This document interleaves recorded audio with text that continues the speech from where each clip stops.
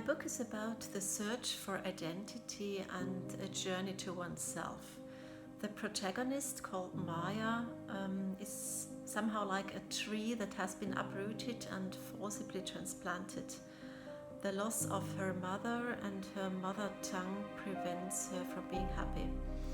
And above all, however, she suffers from the silence of her aunt, who is unwilling to talk about her past.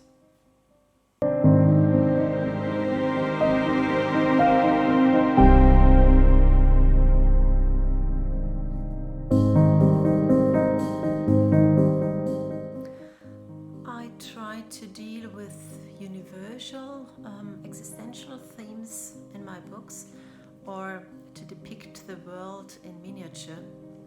I'm concerned with the question of how people deal with each other, and loneliness and isolation play an important role in my texts. Also the eye for details.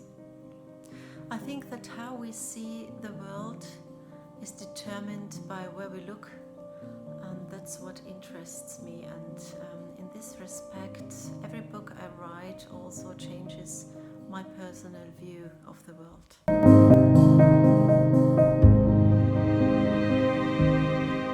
Well, the first thing I wrote was a poem about a rabbit sitting in front of his house, eating lettuce and waiting for his friends. I must have been 7 or 8 years old when I wrote it. And I can remember that a few years later I wanted to write a children's book, but I did not know how to make or how to create a story out of a couple of sentences. And so I started adding pictures, but I was a terrible drawer.